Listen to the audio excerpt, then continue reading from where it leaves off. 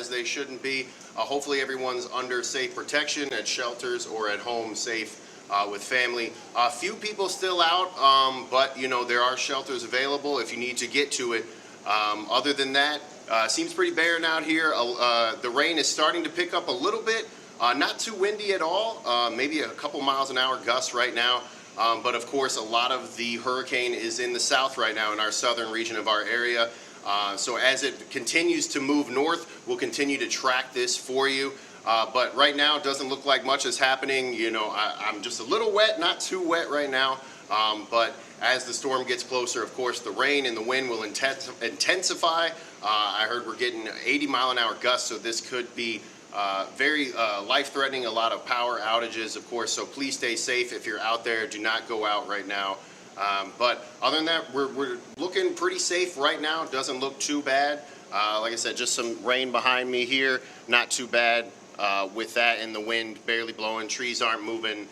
None of that right now. So just monitoring the storm. Of course, monitor at home as well. We're streaming live on social media as well. So make sure you stay up to date with all the latest updates we have for you, as well as 41NBC.com. Back to you, Tucker.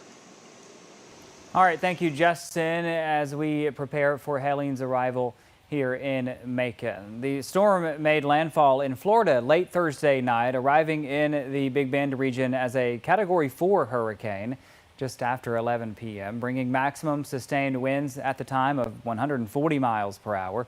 Nearly 700,000 people in Florida were already without power before landfall, with more likely to lose power in the coming hours. Hurricane and tropical storm warnings are in effect across Florida, with a storm surge warning for the state's west coast. Florida Governor Ron DeSantis gave an update on Hurricane Helene as it made landfall, warning residents to continue to shelter in place.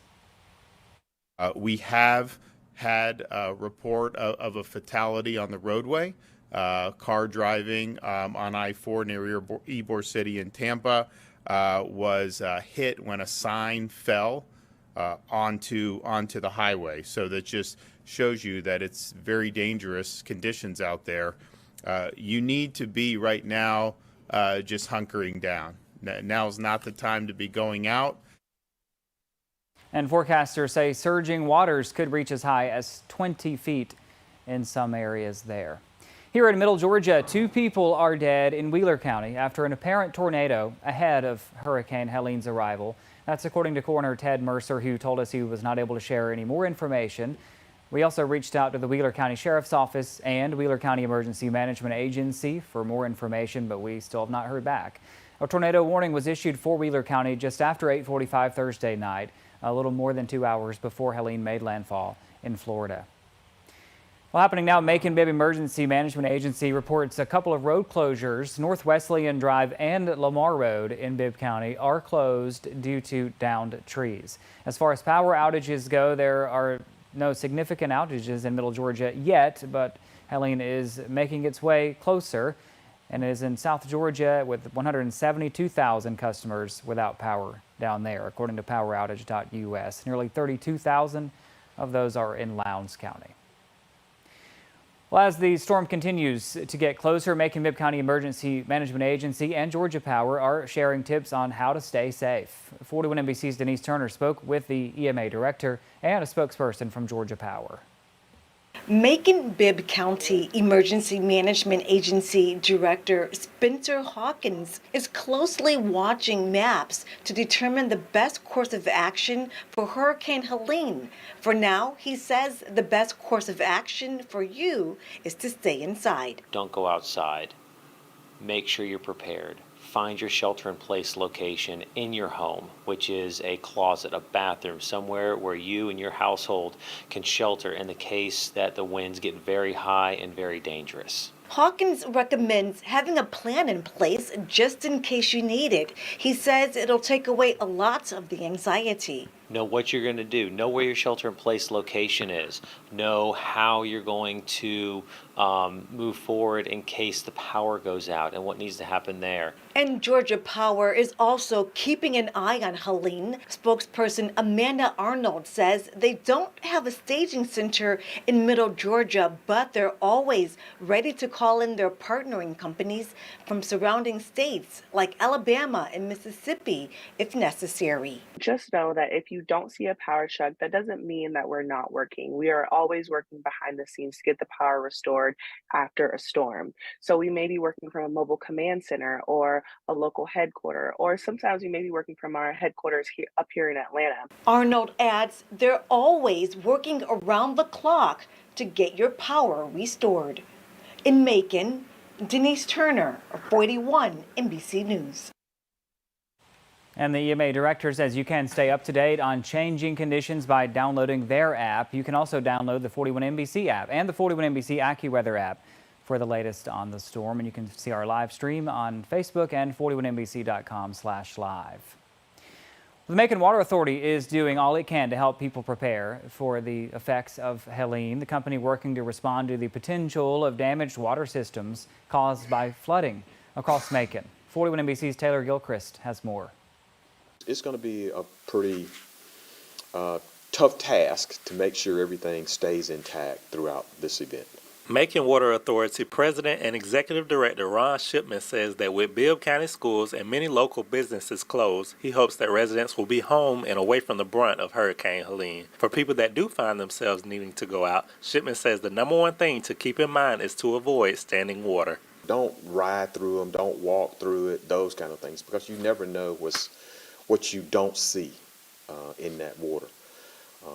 Meaning there could be something that'll trip you up. There could be something that you can't see. And so it could be deeper than what you think. So just be mindful as to where you are. Heavy rainfall and wind gusts Thursday night into Friday morning increases the likelihood that sanitary, sewer, and stormwater systems are damaged across Macon. Communications specialist Rashad Hollis says this is something the Macon Water Authority works year-round to respond to. We take our systems and we look at them closely over time, and we want to make sure that everything's working for our customers. Hollis wants residents to be mindful that damage to these systems can lead to the contamination of drinking water. He says this risk, as well as the possibility of being without power for extended time, is a reason to load up on bottled water and take other precautions. You want to make sure you have candles, you want to make sure you have flashlights, things that might get you through the night or the next couple of days. As the conditions of Hurricane Helene intensify, the Macon Water Authority wants its customers and all Macon-Bibb County residents to take the threat it poses seriously. Be mindful where you are and when you are out, if you have to go out, that things are lurking out there for you. Let's let this storm system pass, and then you can go out and do what you need to do. In Macon, Taylor Gilchrist, 41 NBC News. If you need to report flooding or any other storm damage, you can contact the Macon Water Authority. In Houston County, Warner Robins Mayor LaRhonda Patrick has been updating residents all night as the storm approaches Middle Georgia. She says there isn't too much to report right now, but did give a few tips on how everyone can stay safe when the storm does arrive. So make sure when you're at home, if you fall asleep, please make sure you're in a safe place. Make sure children are somewhere near you, that they're not in a room on their own, and just in case something does happen near a window. Make sure your pets are secure, and anything else that needs to be done to make sure everybody is safe. And Mayor Patrick says she'll provide another update around 2 a.m. in just a few minutes now. You can catch that on the City of Warner Robins Facebook page. Well, let's head back over to Aaron Lowry now with the latest on Hurricane Helene as it approaches our area. Aaron. That's right, Tucker. Starting to get a little closer in regards to the eye, and it's still going more east than we expected it to. I'm waiting to see if it's going to start making that westerly turn that everybody's been forecasting. And so far, not the case, all right? Again, cold front steering this thing. Very much think it's going to keep going towards South Carolina. So in regards to the eye, still a good bit south of our region, right? Let's go ahead and check this trajectory here. What are we seeing in regards to this path, all right? I'm going to see if I can follow it. So here you go. Yeah, all right. So if I keep extending that line further out, Maybe it goes into Montgomery County, but this is good. We can keep this eye southeast of most of our region. That's fantastic, guys. I mean, you don't understand that how much that going southeast is going to cut down on power outages in the region, going to cut down on flooding in the region. It's great. This is what we want, all right? Obviously, it may not be the optimal scenario for everybody, but for a vast majority of us that are living in this region, that's probably what you wanted to see, all right? Now, obviously, if you're living in Montgomery County, maybe you don't want that. If you're living in Wheeler County, you're living in Toombs County, you're living in Telfair may not get it all that bad. We are starting to see the northern eye wall creep that direction, so we'll see what kind of winds do graze into Telfair County, but I do think the risk a little higher further northeast, Wheeler County, and mainly Montgomery into Toombs County. So just kind of following the trajectory of the way this eye is moving right now. Again, still waiting to see if it's going to make that westerly turn, but as I mentioned earlier, smaller hurricanes turn easier. Big ones, not so much. It's pretty much on a trajectory right now, and I'm not seeing really any adjustments being made to it as it goes. So that's why I was saying, don't worry about the cones as this comes in tonight. Watch the storm, see what it's doing, adjust accordingly. And right now, it looks like the worst of this is going to be making its way through southeastern Georgia right now. So maybe not going to be as bad up towards that Atlanta metro area as what they were expecting, right? If the track of it was expected to go due north, almost towards the metro, that's what they've been saying for the last few days. They may not get much of this at all up there if it continues going like this. Maybe the far northwestern reaches kind of graze up there a little bit, but this is most certainly what they want to see in Atlanta as well. So again, it's still some pretty heavy rain. I do want to go ahead and check out what kind of sustained winds we're starting to see. Again, we've been kind of following the update there. What are the sustained winds doing? What are the gusts doing? So some of these numbers not necessarily matching up. 17 McRae seems a little low right now. You see how the orange is starting to pop up on there. A lot of these 20 to 30 miles per hour. I mean, I was just outside. I did go ahead and step out in Macon during my little break there, and the wind really has not picked up a whole lot in Macon. So, again, storm is weakening. Eye not as secure as it was before. We are going to go ahead and flip the gusts on there, and even those, overall, not jumping out too much. You got Abbeville, 53 miles per hour, but it's definitely going to be a little stronger as you continue to head south. I actually want to see if we can get any decent values on here with the velocity. We do have the radar in Dublin, not Dublin, in Valdosta that we can kind of look at here and see if we can't check out any of these velocity numbers, assuming that the radar isn't knocked offline. Keep in mind that with what happened in Valdosta tonight, I think it is a very reasonable possibility that the radar is offline, and you see that there's like not anything doing any, yeah, all right. So the radar in Valdosta either, I mean, this actually might be frozen from when we had that database freeze earlier, honestly. But looks like I don't have live stuff from the Valdosta radar right now. We come back to ours, we are good. You can see it's clearly moving up.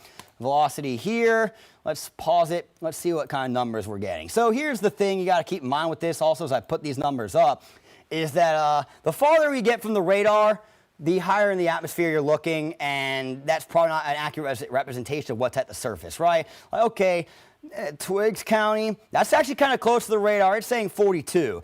Click on Macon, it's saying 40. You know, we took here, or actually that was Wilkins County. Twiggs County, 22, a little closer to that radar there. But these numbers are a lot higher than what we were just seeing. Now, granted, we're looking way up into the atmosphere with these numbers over here, right? So these are not at the surface, 136, 116.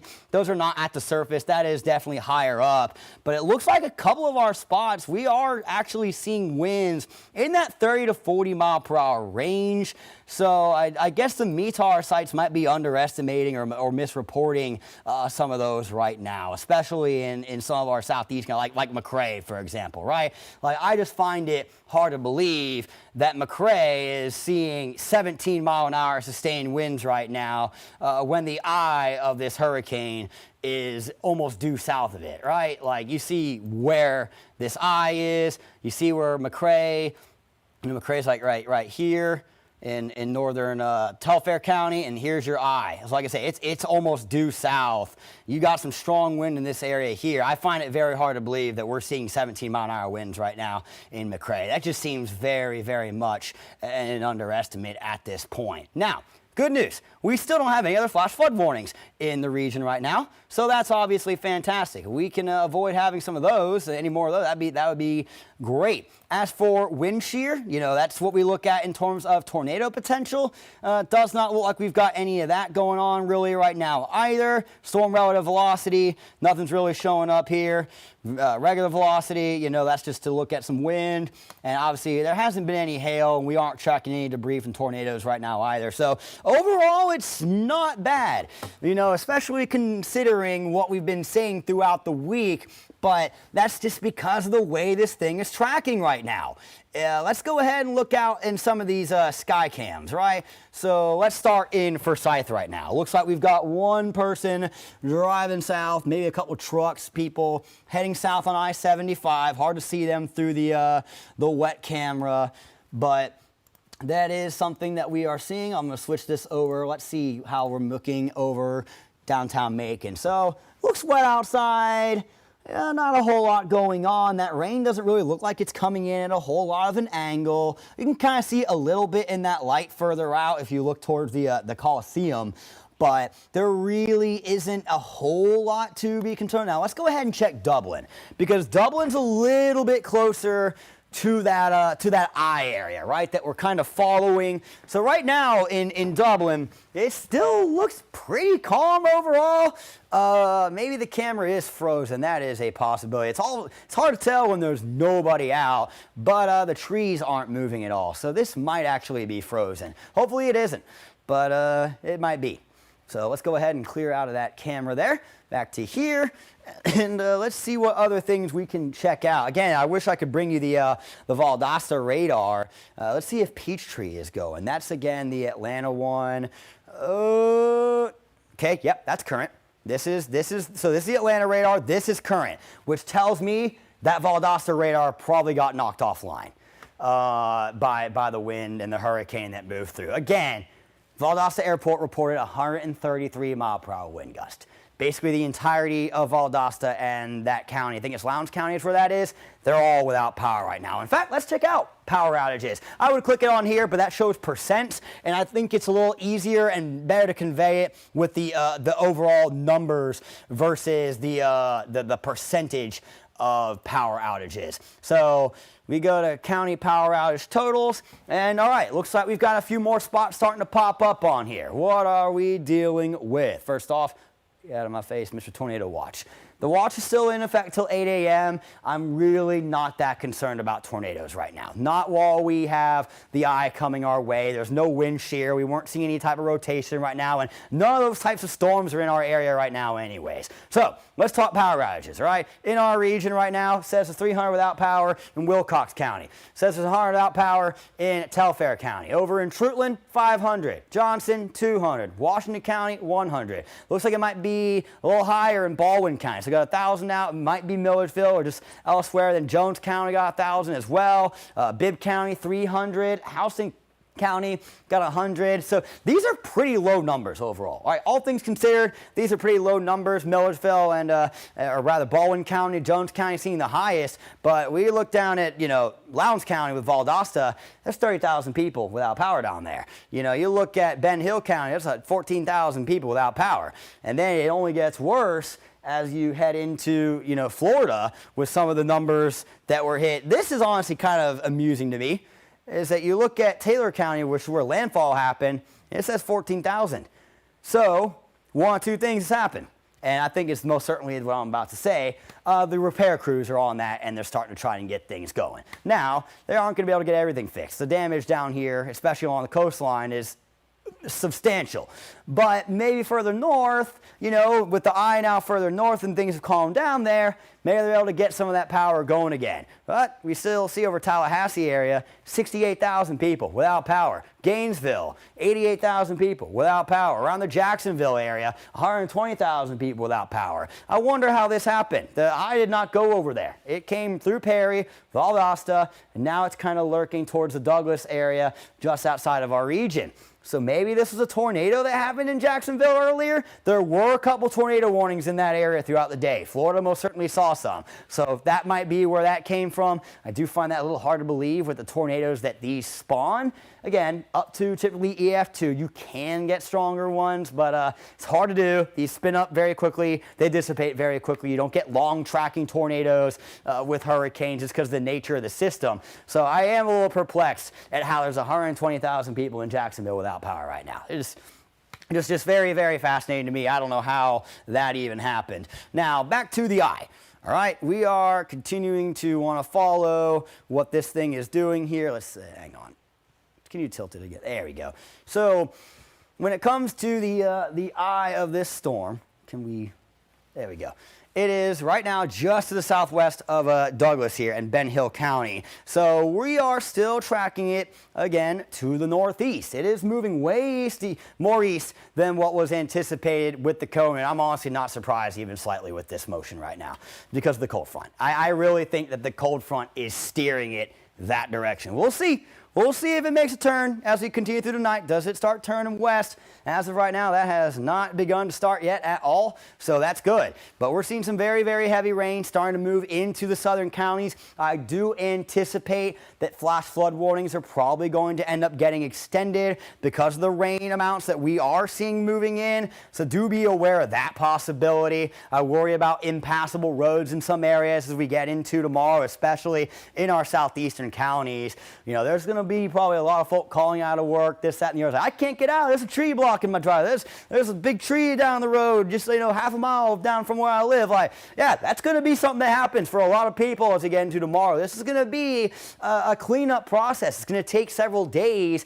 The best we can hope for is that the damage expansion is kind of kept to a minimum in terms of area, and that's what we're seeing. With the ice staying to our south right now, you know, we were thinking, based on what the models were saying, that this eye was going to be heading towards Cochrane almost at this point. We were saying 2 to 5 a.m. was going to start getting into the region and pushing up towards Macon. And as we got towards 5 a.m., it was going to start getting up into the northern counties, maybe towards Jasper, Putnam County, and then heading towards the Atlanta area.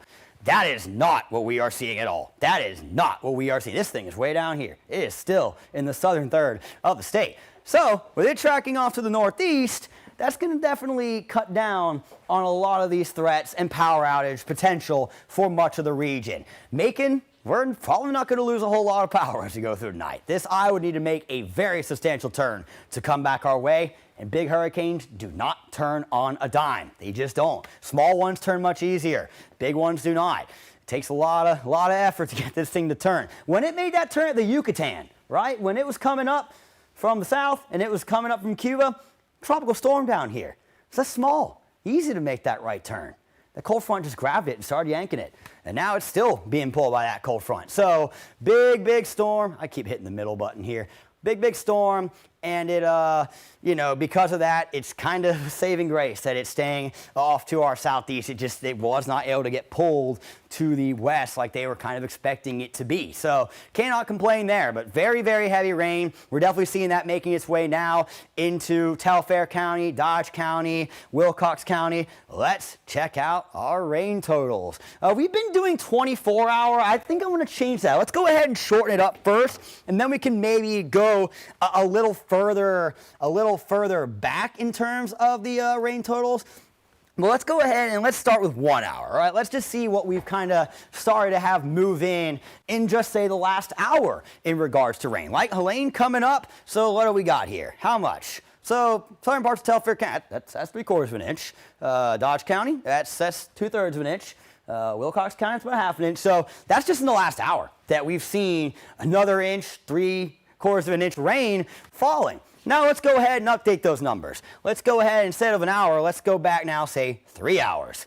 All right, so now you got tenth of, over an inch, close to an inch, 0.8 of an inch. Cochrane, about an inch there. Perry, 2/3 of an inch. So that's just the last 3 hours. Then you go to 6. Now you're looking at about an inch and a third, inch and a quarter for a lot of these spots. But you really want to try and capitalize what we've seen so far. Here's 12-hour totals. So this is since earlier, or since, well, I've been here a long time. That's since 2 this afternoon. That is since 2 this afternoon. Let's go 48-hour rain totals. This is what we want to see right here. What kind of numbers are we looking at in regards to rain totals in the entire region here? Let's see. 8 in Johnson County, 6.5 in Washington County. In Dublin, we got 7. Macon, 5.5. 7 over in Upson County. You see, look at these numbers, 8, 7.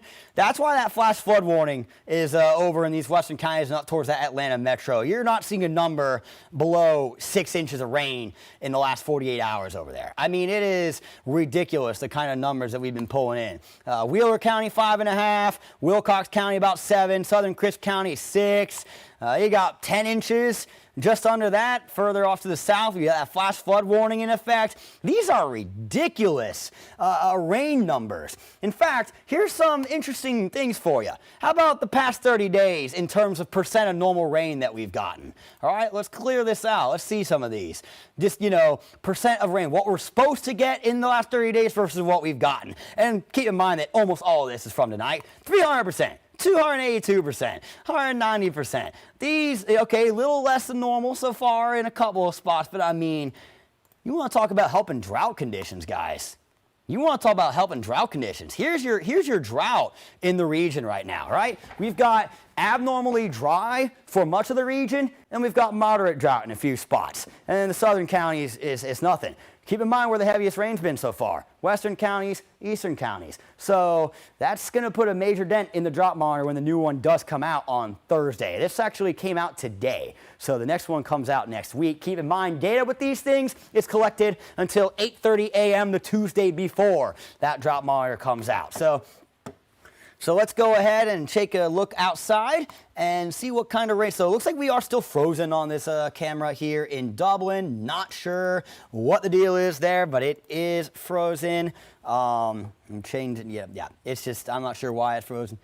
So we'll do Macon, and here's downtown. Actually, no, this one is, downtown. There you go. So as you can see, is that frozen too? Nope, there you go. All right, so the wind trying to pick up a little bit there, a bit of a gust kind of pushing through the tree. I'll check Dublin one more time. I do think that this one is completely frozen right now. That's not Dublin. That is, there you go. It's jumping around on me. And then we'll check the Piedmont camera. So as you can see, that rain coming in at a little bit of an angle. You got some breezes here and there. But it's overall not looking overly intimidating. I really wish that Dublin camera wasn't frozen, because that would really give us a nice view of what's happening a little bit closer to that eye. As again, some of that heavier rain, you can see there's Dublin. It's got some heavier rain coming in. Eye losing its structure. It's right there to the west of Douglas. That's that little spot. So that's where the eye is right now. But it looks like it is continuing to lose structure. This is still a very strong storm around that area, but it is losing itself some structure. Can we get a better update on these wind speeds? There's no way it's 17 miles per hour in McRae right now. There's no way. I find that very, very hard to believe that McRae is sitting at 17 miles per hour sustained winds right now. That just seems very, very much like an underestimate. Gusts. You're seeing they're 50 plus. I honestly think the gusts in McRae right now might actually be almost double the number on your screen. It's probably closer to 60 miles per hour. There's just no way with it being that close to the eye that we are seeing. Keep in mind that eye isn't where this thing is spinning now. It's a little further northeast of that, right there in Ben Hill County. So we are, again, there you go. There's that eye, Ben Hill County. That's not far at all from McRae, right? We're talking, what, 30 miles, maybe? Let's, do I have a distance measurer here? That's speed. Yeah, that's going to be speed. You don't want that. Time of arrival, that's still distance. That's still time. I don't think there's anything that's going to give me distance. But either way, that is not very far. So I just feel like there's no way we're seeing 17-mile-per-hour sustained winds right now in McRae. That just feels like a major, major underestimate with the eye being right there. Because the strongest parts of the eye wall are the northern portion and the eastern portion, right? The eastern's a little stronger than north, but these are the strongest sections of the eye wall. You can see that western and southwesterly parts, the rain's a lot lighter, and that wind's probably a good bit calmer out there as well. So we're still monitoring this, but now look where this eye is. That is good bit south of our region. We may not see this eye move into middle Georgia at all. I do want to set this in motion again so we can see what that track is doing, but there you go. So here it comes, here it comes, here it comes. So maybe it goes like this, right? Up into potentially Wheeler County and Montgomery. We'll probably not get affected by it much in Telfair County, but Wheeler and Montgomery, we may end up a little bit on the east side of this wall. So we do want to be aware here. We're not worried about tornadoes. It won't be as strong as that. I understand we had that tornado, actually 2 of them touched down both these counties. It was earlier today, confirmed came into Telfair, but as it got to McRae, it lifted. You can still see that rotation from the ground, but it was not touched down. And then, of course, we had the one in Wheeler County this evening. So a couple of tornadoes in that area. The wind associated with this will not be as strong as those were, okay? So you can take a little bit of a sigh of relief there, but I still would suggest being in the safe place just while that section kind of moves over. It's probably not going to last super long because it's moving still very, very quickly, right? So not as bad as a tornado, but it is going to be that consistent wind. You will definitely hear it. It'd be a bit jarring. You know, if you have pets and they're a little unsettled right now, just hold them tight. They'll be all right. It's not going to be the end of the world. But again, we still have some decently strong winds that are probably going to make their way into Wheeler and Montgomery County. So that is just something to keep aware of, potentially Treutlen County as well. But this thing is continuing that north-northeast trajectory. It does not look like that eye is starting to move west, at least not as of yet. I'm still waiting for that turn to see if it does start maybe coming up a little more north. But it's, you know, it came through Perry, Florida, right straight through Valdosta, and now it's here near Douglas. So that's almost a straight line since it made landfall. It has not started to veer off to the left, or rather to the west. So, yeah, and look at this. Look to the south. There's no rain after this. So we've got this chunk coming through, and then it looks like there may not be a whole, I'll throw in the U.S. radar just to double check that, but I don't think there's a whole lot yeah, see? Look, so you do have a few isolated storms down here, but you can clearly see that there is way more rain on the north side of this thing than there is on the south. So once this eye starts heading, because this is going north as well, it's going north-northeast, once it gets north, we're going to really see things lighten up here. You know, we're probably talking another 2-3 hours while we continue to track this, but man, this is a pretty good path, all things considered, compared to what we've been talking about throughout this week, and especially the last couple of days with that cone literally going like almost right through Tallahassee, Albany, through Macon, you know, maybe a little east of Atlanta, and then starting to curve back west. It is just going well east of that prediction. So one more look at the satellite to see how that eye is holding up via the satellites above. And again, let me throw on the rainbow color. It just makes it easier to tell as to what's going on. You can see where the convection is, and there really shouldn't be too much of that left. It is weakening. So there's your eye. It is losing its structure, and it looks like it is trying to make its way into Telfair County. So we may see winds start picking up here. Telfair, Wheeler County is the eastern portions as we go through these next few hours. And those are going to be strong winds. Tucker, what kind of updates have you got? Oh, okay, hang on. Before I do that, before I give this back to Tucker, we're going to see if that Dublin camera is running or is still frozen or not. So here again, that's over Macon.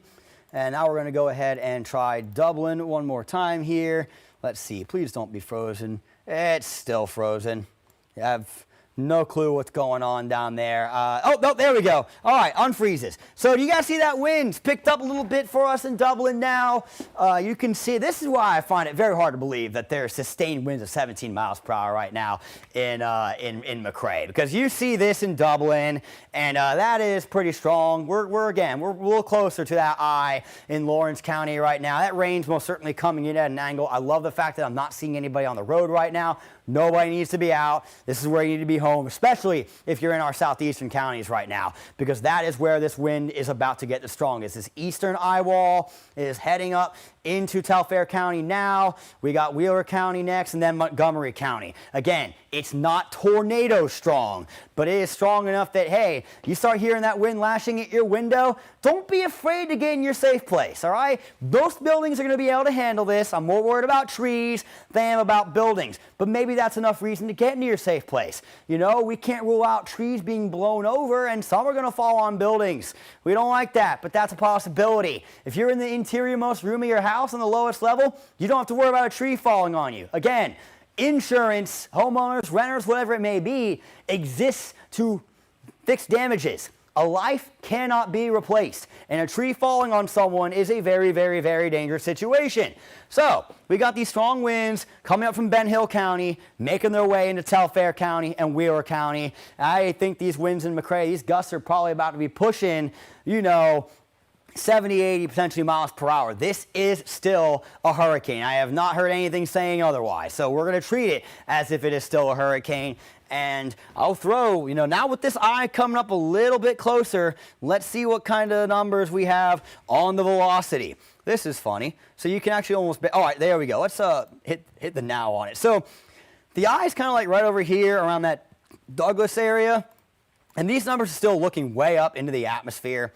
But if I were to bring it, if I were to go and throw up the wind numbers again, we're going to see, come on, McRae, give me a better number. All right, here we go. So now we got a bit of an update. You're seeing 32 miles per hour in McRae, 36 in Soperton. Keep in mind, these are sustained wind speeds on your screen right now. You go to the gusts, and they're starting to get a little higher. We got a few over 50 right now, and they're probably pushing higher than that as you continue to look south. Again, that eye now most certainly basically due south of McRae versus where it's being indicated on there. But 46 miles per hour is what we're getting for the gusts, and we're getting about 30 miles per hour for the sustained winds. Looks like Soperton seeing the strongest number in terms of locations reporting, but we probably are seeing 40+ miles per hour right now down in Montgomery and the southern parts of Wheeler and Telfair counties. Tucker, what you got? We'll see what updates come in at about 10 or so minutes. Yeah, thank you, Aaron. We are continuing to track Helene as it gets closer and closer to Middle Georgia, starting to move into Middle Georgia now. And some of those southern counties in our region starting to see some power outages with those sustained wind speeds and the gusts starting to pick up just a bit. Meteorologist Aaron Lowry will resume his coverage in just a few minutes. We want to show you the live conditions here in downtown Macon once again. Let's check back in with our Justin Dirks, who is live tonight this morning outside the Tubman Museum in downtown Macon.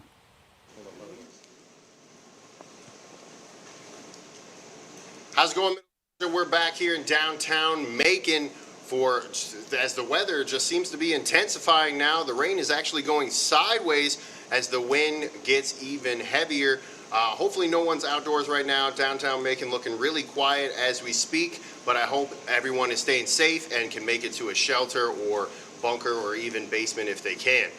Right now, like I said, weather seems to be picking up as the storm gets closer to downtown Macon here, but right now, not too bad. A little bit of flooding starting here and there on the streets, on the sidewalks, the stairs behind me, as well as the grass. Trees swaying a little bit, not too much right now, but could get a lot worse as we are expecting 80-mile-an-hour gusts coming up later this morning. So we'll still have our live coverage here from the Tubman Museum in downtown Macon. Keep giving you live coverage as the rain gets heavier, the wind gets heavier, and we will see what happens from there. Back to you guys. Yeah, the storm changing in intensity as it makes its way up the state now. It did make landfall in Florida around 11 o'clock Thursday night as a Category 4 hurricane. It's the strongest hurricane on record to slam into Florida's Big Bend. It's one of the largest storms in the Gulf of Mexico in the last 100 years, with a wind field that could span roughly the distance between Indianapolis and Washington, D.C. Ivan Rodriguez is in Tallahassee, Florida with the latest.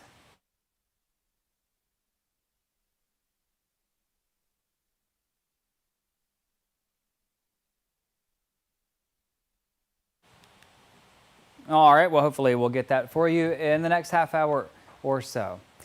Here in Middle Georgia, 2 people are dead in Wheeler County after an apparent tornado ahead of Hurricane Helene's arrival Thursday night. That's according to Coroner Ted Mercer, who said he was not able to share any other information at this time. We've still not been able to get info from the sheriff's office there or EMA.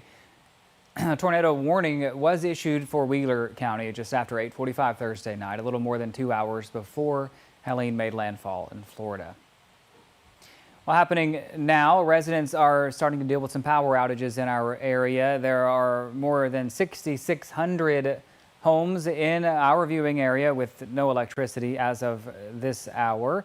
The top 5 counties in Middle Georgia without power, Telfair County approaching 1,500 customers. Baldwin County with more than 1,200 customers out. Jones County has passed the 1,000 mark. Wilcox County has almost 700 customers without power, and Bibb County has now passed the 500 mark. As far as road closures, North Wesleyan Drive and Lamar Road in Bibb County both closed due to downed trees.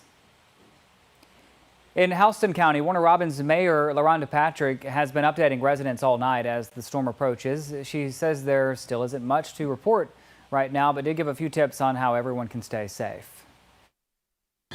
So make sure when you're at home, if you fall asleep, please make sure you're in a safe place.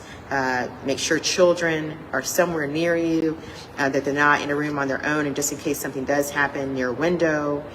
Make sure your pets are secure, and anything else that needs to be done to make sure everybody is safe. And Mayor Patrick says she'll provide another update around 2:45 a.m. You can find that on the City of Warner Robins Facebook page. For now, let's head back over to meteorologist Aaron Lowry with the latest on Hurricane Helene. Yep, we're still tracking the wind on this thing. You see the strongest are in the southeastern counties. What I'm kind of trying to watch for right now is where the eye is going. Like, is it starting to turn north a little bit, or are we still kind of seeing it tracking to the north-northeast? I'm going to make a quick switch over here. I want to show you something I drew earlier this evening that's kind of like following like where the line and where the eye is going versus, say, where the storm is going, right? So let's see if that switched over. It did not. All right, well, whatever. I guess I can draw it physically for you guys. So basically, earlier on, right? Let's go ahead and stop the motion on this thing here real quick. Go ahead and make it now, and I do want to go ahead and put it on the satellite. So we're actually kind of looking at like, hey, because it's actually hard to tell where the eye is on this radar right now. It's almost like it's closed up. So if I switch over now to the satellite, what we will see, oh man, you can't even really tell where that eye is right now. I'm going to go ahead and draw it for you so you can see where it is. It is this little white or yellow spot right here to the north of Douglas. All right, so that is currently the eye of Helene. So if we were to go back a little bit on this thing, let's go back, say, 6 hours. All right. So we go back on this guy, and you can see, so there's landfall right there, right? So let's start from here. So the cone projection for this was that it was going to come up like this, almost through Macon, just east of Atlanta, and then curve off to the west like so. Kind of maybe, I may have turned west a little more south, and I think it was actually supposed to head up almost towards like Indiana and whatnot. But that's not the point I'm trying to make here. The point I'm trying to make is that it's gone this way. All right, so we've seen, and it went right through Valdosta. So if I actually clear this and redraw it. So here's your eye. It was supposed to go like this. Pardon my poor drawing skills. Versus what we've actually seen it do where it's gone here. Now, what we're trying to see is, okay, is it starting to curve north now, or is it going to continue to head off to the north-northeast, maybe towards like Augusta or Anderson? Maybe I'd say more towards Augusta at this point. So that's what we're looking at. And it's definitely gone east of that initial cone expectation. So in regards to that, now I'm going to go ahead and bring this back to live. So you see again, there's the eye just north of Douglas. So we are anticipating that this is going to continue this way to some degree, right? Is it starting to turn more north? Does it go into Dublin? Or are we going to continue to see this kind of track more east through Telfair County, Wheeler County, and maybe Montgomery and Fruitland? That's what we're watching for right now, because a slight difference in that eye is obviously going to make a difference on where the strongest winds of this storm end up going. Now, we're continuing to also monitor the rain in regards to this, and it is rather heavy in the southern counties. Now, still no flash floods warnings have been issued in these counties. You do see them lurking just outside. Looks like they canceled that tornado watch in those counties as well. Is it still in effect for us? Okay, so we still have the tornado watch in effect till 8 a.m. Right now, as mentioned earlier, I'm really not concerned about that tornado threat at this moment in time. There is zero wind shear, and we are not, seeing any of those isolated type storms. So it is the eye wall. It is the eye that we are following here, and just this really, really heavy rain that's just kind of quickly taking over. Let's go ahead and throw on the accumulations here. 1 hour. What are we seeing? All right, well, Dublin, maybe not too much yet, but in Lawrence County, southern parts, ½ an inch, pushing an inch plus, 1.5 inches already in Telfair County. That's just in the last hour. So we are still tracking some very, very heavy rain totals here in middle Georgia or the southern counties, but no flash flood warnings have been issued yet. I do think that a couple of them will. I do indeed think that we're going to need at least one more flash flood warning for some of these counties here.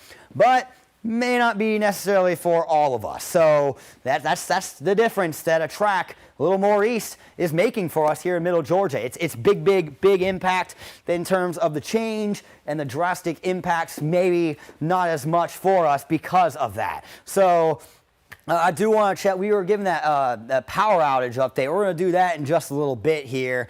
Let's see, what else can I show you here? Let's see if we can look outside again. So this is Dublin, and again, this is probably one of the ones we want to watch because it's a little stronger. This is closer to the eye than say Macon or especially Forsyth, right? Forsyth, we're not getting a whole lot going on in Monroe County. If you're in Monroe County right now, you can probably just go to bed, honestly. If you're in Monroe County, just go to bed. You really don't need to worry too much about this. The eye is staying well to your southeast. You don't need to worry.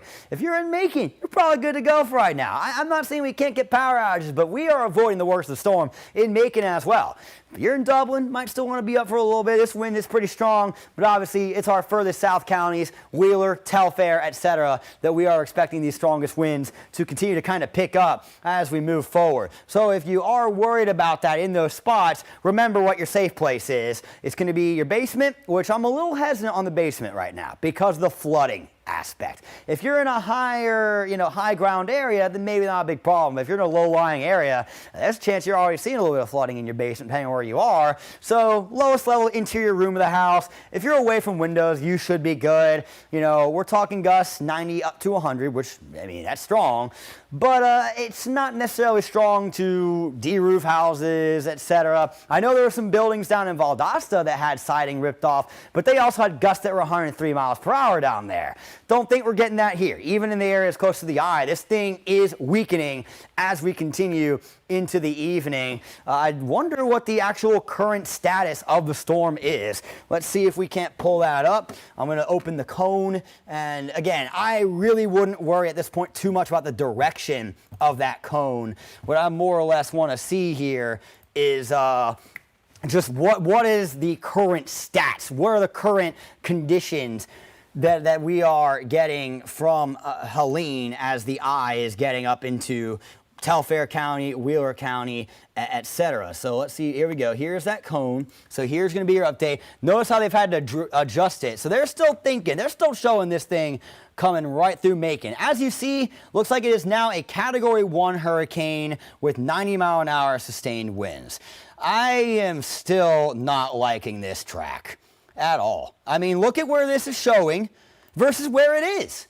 right? Here's what it's showing. It's showing it going straight up through Warner Robins and Macon and up towards the Atlanta area still. That is still what the Hurricane Center is saying. And yet, when we switch over to our satellite here, when we switch over to our lovely satellite here, what you're going to ultimately end up seeing is that is nowhere near where this path is going. Eye's over here. Eye is directly south of Telfair County right now. It is this area over Broxton. That is the eye right now. So you want to compare where that's been. That is still almost due straight line from where it made landfall. Right here, southwest of Perry, went straight up through Valdosta, and now there it is to the north of Douglas. We keep that line going, it goes straight through Telfair, Wheeler, a little bit into Montgomery, and Trutland counties. Now, if it does, and if it is curving, even if it does start curving west, all right, even if it does start to curve west, there's no way it's going to get over towards Macon. It would have to do a almost 90-degree turn from where it is right now. If you're going to start seeing it turn curve west, okay, maybe it goes like this then. That's still the far eastern reaches of the region. It's a big, big storm. It's not going to turn on a dime. You're not going to see this thing suddenly go whoop like that. It is not going to do that. Way too big. So if it is going to turn, it's going to be a very, very, very gradual process. But right now, it still very much feels like it is on that straight line that it has been since it made landfall. Now, here's your newest flash flood warning. That's in effect until 6 a.m. So Coffee County in there. I think Ben Hill and, Jeff Davis County also in there. So some very, very heavy rain and has led to flash flooding. So you also still see this tornado watch again. Really not worried about that at this point. Are there even any tornado warnings out at all right now in regards to this? Because they'd be showing up right now. Doesn't look like it. So that's good. Love to see that there's not too many of those at this time. We had a few, confirmed here. There's been a couple confirmed over in South Carolina and Florida. But right now, this thing it's weakening. It is weak. Down to Cat 1 right now. It's still a top end Category 1. Keep in mind, 90-mile-an-hour sustained winds, so gusts could still be over 100 miles an hour in this direct east wall. It's not like all of this is seeing 100-mile-an-hour winds. It is a small area by that eye that's seeing that. So please do be mindful of that. We're not talking an expansive area that's currently seeing those hurricane force winds. I'm going to go ahead and throw those wind numbers back up there for you again one more time so we can just see if those have updated at all in terms of the sustained, in terms of the gusts. We're getting these numbers again from the METAR site. So here's your current speeds. You're seeing 30 plus miles per hour. I bet you were 40 plus in the southern parts of Wheeler and Telfair County right now. So those dark orange, red areas, that's probably where we're currently seeing these strongest winds. It has finally updated to where the eye currently, it's actually a little further east than this now. It's almost like right outside of Telfair County. So this is a little further east, but again, tracking northeastward, and it's, I would still be considering my safe place here, but it looks like a lot of us are essentially avoiding the worstest. Now, here is the thing. As we go through the next hour and a half or so, the wind direction is going to start to change. That is one of the things I am worried about as we go through the night, is that sudden shift in direction. Right now, we're almost all out of the east. Western counties, southwestern counties, that is, starting to see that shifting more out of the north. But in terms of the full-on shift, you see this west. Once the eye starts getting a little, you're going to see that go from east to west. So the hope is that sudden shift doesn't lead to a whole lot of trees coming down. Let's go ahead and recap rain totals, because now that's where this comes in handy. We're talking about these winds. We're talking about how strong they are. Now, rain totals. Let's go the whole way here, right? We're not talking last hour or so. Let's go 48, right? We're going full 2 days. Here's what we've gotten as this is coming in rain-wise. There is a decent amount, all right? But the numbers I'm looking at most importantly right now are going to be down in Wheeler, Telfair, Trutland, and Montgomery counties. So we have gotten 5 inches in much of Telfair County. We have gotten 6 inches in parts of Wheeler County. We've gotten 6, close to 7 over in Lawrence County, 8 in Johnson. You see Montgomery, that's about 5. And then we go Trutland, that's about 6.5. So the ground is saturated, and that is my concern for the sudden shift in the wind changing from east to west as that eye kind of moves through here. So we still are a little bit on edge in the southeastern counties as this thing rolls through. So just hunker down, hold your loved ones. It's going to be all right? If you stay indoors, you should be good. Don't go outside. And when it comes to tomorrow and these rain totals and what we've gotten, you want to listen for updates about what roads are closed, this, that, and the other. There's going to be people who cannot get into work tomorrow. And obviously, depending on what power outages there are and where, there's going to be people who say, oh, you don't need to come in today. We have no power. We're going to wait for that to come back anyways. But there's going to be people who, you make that first turn out your driveway and boom, there's a tree down. Well, I can't get in today, boss. Sorry. That is a very real thing that is going to be seen as we head into the start of tomorrow, especially in these southern counties, just because of where that eye is. So we throw the radar back up there and we will check. Actually, let's check out velocity real quick. So there's obviously a pretty good amount of wind. I do want to get closer numbers to our radar. I really wish I could get accurate readings doing this further out. But again, when it comes to the radar, the beam is not straight. It kind of points up into the atmosphere. So as you get further away from the radar, you're just looking higher and higher up into the sky to where, hey, I'll throw this number up in Wheeler County. You're like, oh my God, 125 miles an hour. That's a loft. That's not the surface, okay? Whereas I do this over in, say, Twiggs County right by this radar, and that number, 31 miles per hour, right? We do Wilkinson County, 42 miles per hour. Jones County, 12. That's not even that bad. How about Bibb? 36 is saying. That's still a little further out. So, we're not overly concerned with that. 125, do not think we're seeing that. Again, this is higher aloft. But nice to see that a lot of the winds in the metro, Warner Robins, Macon, okay, they've picked up some. But we aren't seeing hurricane force winds there. We had hurricane warning in Bibb County. And we are not getting hurricane force winds tonight. So that's excellent. That is absolutely fantastic news for us. We'll check the shear. Okay, do have a couple spots showing up some shear right here. But, if I do regular radar, we're too close to the eye here to get a tornado. You do not get tornadoes in the eye wall. You can get them in this area, but we didn't see any shear in this part. Dodge County, Lawrence County, that's far enough away that you could maybe get it, but there's no shear there. The eye wall, you do not get tornadoes. The wind, it's just you're not going to see that happen. So good news there, but some very, very heavy rain, obviously making this a little more ominous. As for lightning, none. No lightning strikes at all with this storm right now. There was a good amount of lightning in the eye wall as it made landfall, but now that is not the case. So I want to go ahead and check out those power outage numbers one more time. Let's see what we've got going on here in regards to those currents and power outages. Not state, we're going to do county. All right, here we go. We have got some new updates in regards to the power outage, folks. You got a lot of colors that have popped up in these southern counties here. Let's see. Ben Hill County. Oh, I don't want percents. I want numbers. I don't want percents. I want numbers. Okay. There you go. So 14,000 in Ben Hill County without power right now. We go at 2,500 in Telfair. This is likely because of the wind that's moving into that area right now with that eye. Then you've got 7,000 without power in Jeff Davis County, Toombs County, 1,500. Let's see, Wheeler County. Oh, that's not registering because we're good.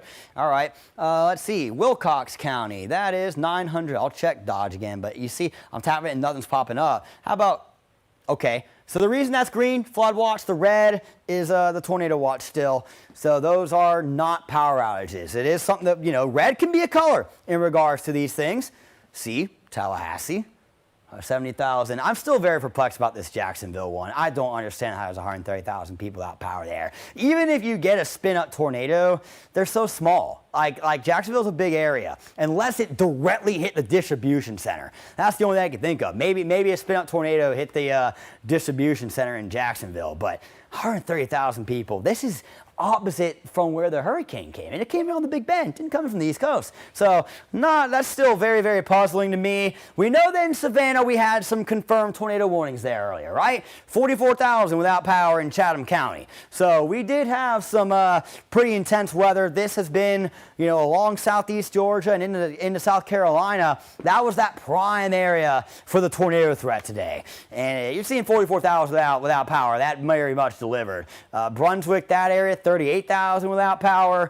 So it is most certainly a dark night for many in the southern parts of the state right now. We're going to continue to follow this because I feel like we're not done in terms of power outages in some of these southeastern counties. Don't know about Dodge. Dodge might be okay. But Wheeler and Montgomery, with that eye wall still coming our way, I definitely think we're going to end up seeing a few more power outages in these southeastern counties right now. Quick peek at the radar.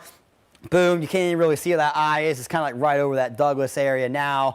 But heavy rain, this is continuing to track north-northeast. Throwing the satellite up there. I wish I could show the visible, but it needs sunlight overnight, and you don't get that. So when I have it on the white right there, you cannot tell at all where that eye is, which is why I've got to switch it over to this rainbow color. You can get a better look. And I mean, that's not impressive.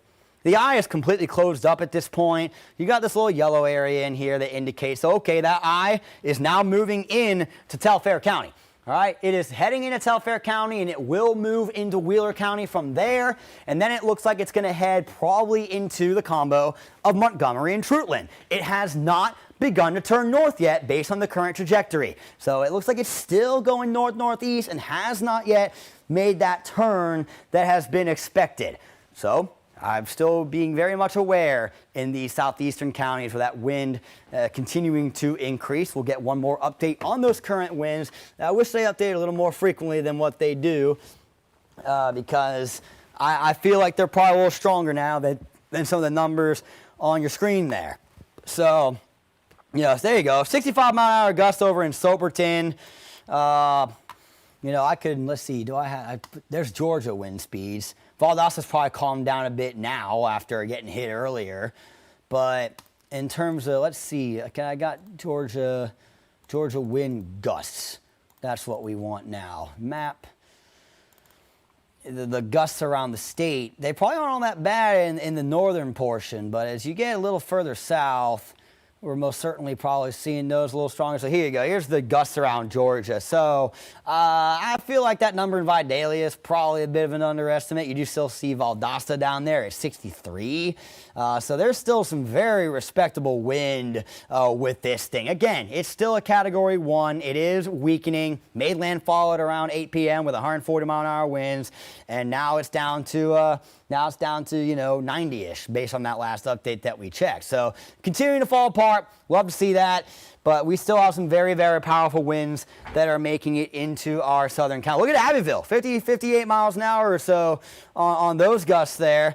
I'm still waiting on these other numbers. I'm tempted to leave this up until it updates. But I just think that right now, if we are in Telfair County especially, but Wheeler, Montgomery, into Trutland, just be thinking about being in that safe zone on the lowest level of your home because of the wind. It's going to be persistent probably for about an hour to 2 hours as this thing kind of just crosses through these southeastern counties. But you're in Forsyth, you're in Roberta, you're in Butler, head to bed.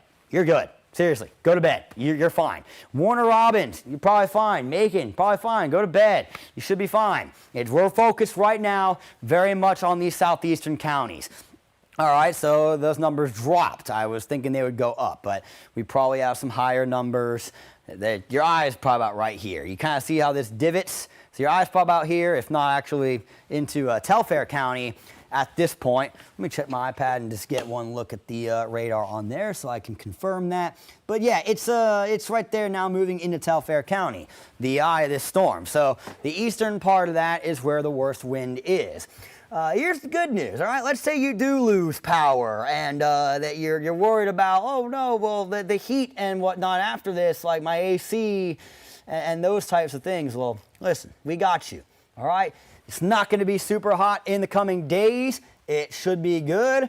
I'm about to actually throw up the 7-day forecast. Now, granted, this is from the National Weather Service. I actually never got around to putting a 7-day together today because I've been tracking hurricane and tornadoes as we've gone through the afternoon and the evening. But in terms of the days coming up, if you've been waiting for fall, we got your forecast. So that's about to pop up here in just a second. Let's check out that 7-day forecast. All right, I haven't really talked about this today. So actually now you're not even seeing Friday on there because it's after midnight, and I did throw up the PM one. Friday will probably be low 80s. We'll start off very cloudy, but we're going to get some sun as we get into the afternoon, and winds will start still gust to about 40 miles per hour. But look at the coming days over the weekend into next week. It is not going to be overly hot out there, and that humidity has dropped considerably once this storm passes. So if your AC goes out, while it might be a little warm in the afternoon, I'll tell you, I've run my apartment at 78 all summer to try and save on the energy bill. It will probably get to about 78 inside the most with temperatures like this, all right? So it's not going to be overly horrible, and you can open your windows overnight and let that cool, dry air in. We'll drop the inside nicely. Look at all these sun logos. It's looking great, all right? October, first day, it's Tuesday. And it's a little warm for October, I guess, about 2 or 3 degrees above average with those highs there. But when we've been seeing mid-August type conditions throughout much of this week with 90s and the humidity, yeah, we'll gladly take that forecast moving in as we head into the weekend, right? So here is Helene, very much lost its structure. The eye of this thing right now, right here, right? It is moving into Telfair County. We have tracked it on a line from landfall through Perry and Valdosta to where it is now. Could it curve north? Maybe, but it's going to take a long time for it to do so. Kind of thinking that what we're going to see is what I just drew with that line there. I'm thinking that's probably going to be our path of the eye. If it starts to curve a little more north, then it may take some more time to get through the region. But keep in mind, it's the east of the eye wall that we're more concerned of, not so much the eye itself. It's east of the eye. That's what we're focused on. If you get out of the eye, things are going to calm down for a little bit while that's over you. It's when you're just to the east of that we see the most intense winds. So, what are our rain totals? Here we go again. Let's go ahead and clear off these drawings and now take a look at what we are seeing. So Telfair County, we are now seeing more than 2 inches in the last hour. Not 2 hours, the last hour. So we're pushing 2 inches throughout these southern parts of the region. Ben Hill County got about a little under 2 inches there. Same in Coffee County. So rain is still very much dumping. And actually, you know what? Here we are. I didn't even notice it got issued. Please give me the flash flood info and not the tornado watch. And it's the tornado watch. I need to know when the flash flood watch is expired, or warning is expired. I'm not as concerned about this tornado threat as I have mentioned before. I'll get you this info via. All right, so flash flood warning is going to be in effect, the one that is in our region. And to give you the names of the counties that are included here: Bleckley County, Pulaski County, Wilcox, Dodge, Telfair, Wheeler, Lawrence, Montgomery, Trutland, and Johnson. All right, all those are under a flash flood warning until 8:45 a.m. in the morning. So if you can't see the green outline, it's this shade, light lime green, highlighting all these southeastern counties. That's a flash flood warning that just came out because of the heavy rain moving into the area with the eye of Helene. So that flooding is still very much at play, especially in low-lying areas. That rain piling up quickly in the southern parts there of Telfair County.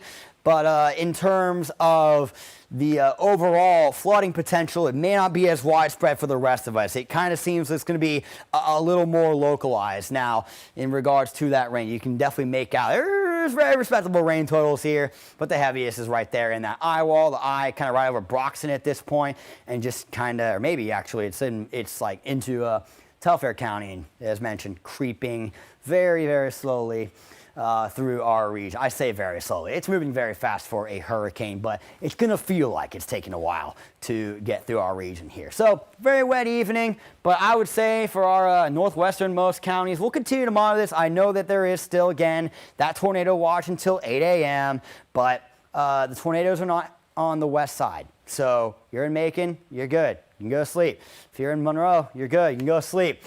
Houston County even, you know, we're seeing that eye off to the southeast. Head to bed. Should be all right, you know. Wind will pick up a little bit more, but not going to end up probably getting hurricane force winds in any of these western counties along I-75. We're good. So it's just these southeastern counties, and these are the same ones we've been following all day. It went from the tornado threat and now to the hurricane threat. They need a break. Everybody down in Telfair County and Wheeler County needs a break. Man, they just need a break down there. There was a tornado warning in Dodge County at like 1:30 a.m. last night / this morning. So it's just been rather active. Folk need a break there. Just trying to get this through. And hopefully that happens here rather quickly. I'm going to step aside real quick and probably take a drink because I'm thirsty. And it's kind of just it's gross. But we're not seeing anything overly substantial right now. It's just hunkering down and trying to get through in these southeastern counties. That's really all it is at this point. Not really a whole lot else I can tell you. I mean, I'll throw the winds up there again, but you know, some of those may be underestimates, as I've mentioned. It's just, you know, getting through this and getting into tomorrow morning. Let me see if there's any reports that have come in from any of our counties from our National Weather Service chat. So I'm just going to read off any potential like road closures that we are potentially seeing here. Let's see. I'm more trying to get you ones that are in southern or, you know, in middle Georgia here versus what we are seeing. So a report from 2 a.m. Baldwin County was showing 17-mile-an-hour winds. That's nothing. But yeah, it does not look like there's anything substantial reports out of our region right now. They say at 2:46 a.m. we were starting to see gusts over, you know, Wheeler County, Telfair County, and we were that's what we were seeing when we came to those current winds. I'm going to throw those up there one more time. Maybe they aren't underestimates. Maybe that is indeed what we're seeing, and I was expecting it to be stronger, and hey, it's not. And that's not a complaint. That is not a complaint at all. There is no issue with this being weaker than what we expected. Because if they're telling me from the chat with the gusts that they were seeing 40-ish miles per hour, that's what we're seeing here. That's what we are seeing here. That was as of 15 minutes ago. So not overly intense. I do still think they may escalate a little bit with this eye coming in, but keep in mind the storm also continuing to weaken as it's over land. Looks like Tucker's got some stuff for you, and we'll keep rolling.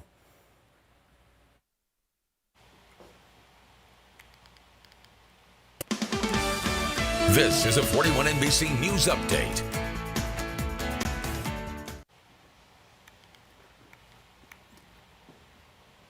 Well, good morning to you. I'm Tucker Sargent. About 4 hours now since Helene made landfall in Florida's Big Bend region. The storm remaining a Category 1 hurricane. Meteorologist Aaron Lowry will resume coverage in just a few minutes, but we do want to show you conditions outside here in Macon as of this hour around 3 a.m. Our Justin Dirks is live outside the Tubman Museum.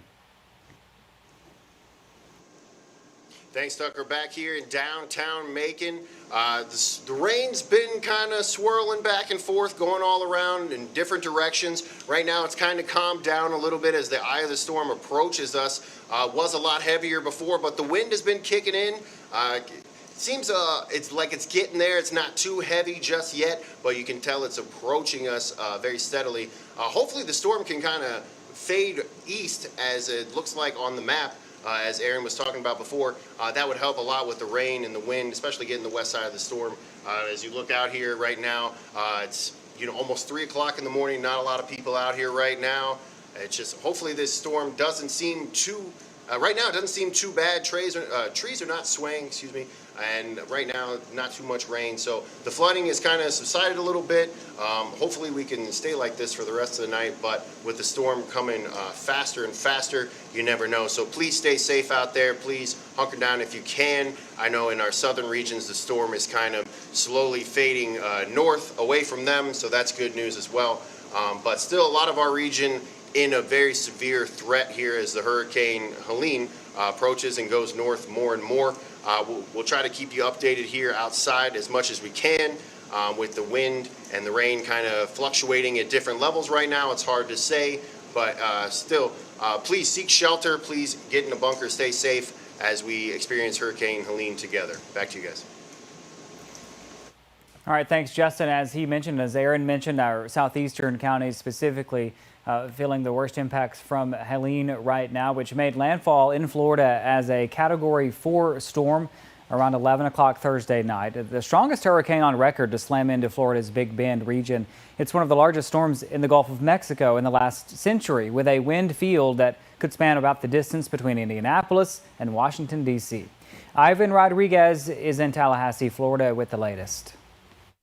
Hurricane Helene made landfall as a Category 4 hurricane, also passing Tallahassee. We're seeing winds that have been picking up, rain, which has been consistent now for the last couple of hours. We know that more than 1 million people across the state of Florida are currently facing power outages. Here in Leon County, it's about 130,000 customers who are currently without power. There are across the county here 1,700 people staying in shelters, about 200 pets staying in those shelters as well. We're expecting those power outages to increase as the day goes on, but a big concern here in Tallahassee has always been what this destruction will look like.